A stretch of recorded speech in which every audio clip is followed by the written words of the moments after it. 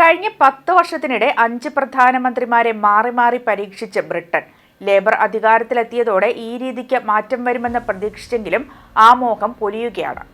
2024 July 5-ന് വൻ ഭൂരിപക്ഷം നേടി സർക്കാർ രൂപീകരിച്ച കീർ സ്റ്റാർമർ ഈ പ്രതിസന്ധി ഒഴിവാക്കുമെന്ന് ധരിച്ചെങ്കിലും ഏകദേശം 717 ദിവസങ്ങൾ പിന്നിടുമ്പോൾ ഇദ്ദേഹത്തിന് സ്ഥാനമൊഴിയേണ്ട ഗതികേടാണ്. ഗവൺമെന്റിന്റെ വീഴ്ചകളും പോരായ്മകളും വേട്ടയാടിയപ്പോഴും പിടിച്ചുനിന്ന കീർ സ്റ്റാർമർക്ക് മേക്കർഫീൽഡ് ഉപതെരഞ്ഞെടുപ്പിൽ ആൻഡി ബെൻഹം വിജയിച്ചു കയറിയതോടെയാണ് ഇരിപ്പുറയ്ക്കാതായത്. പാർട്ടിയിൽ തന്റെ നിയന്ത്രണം കൈവിട്ടതായി തിരിച്ചറിഞ്ഞ സ്റ്റാർമർ തിങ്കളാഴ്ച പ്രധാനമന്ത്രി പദം രാജിവെക്കുമെന്നാണ് നിലവിലെ സൂചനകൾ. ക്യാബിനറ്റിലെ മന്ത്രിമാർ, നമ്പർ 10 ഉപദേശകർ, യൂണിയൻ നേതാക്കൾ എന്നിവർക്ക് പുറമെ പ്രധാന ലേബർ ഡോണർമാരുമായും ചർച്ച നടത്തിയ പ്രധാനമന്ത്രി തന്റെ പദവിക്ക് ഇനി ആയുസില്ലെന്ന് തിരിച്ചറിഞ്ഞിട്ടുണ്ട്.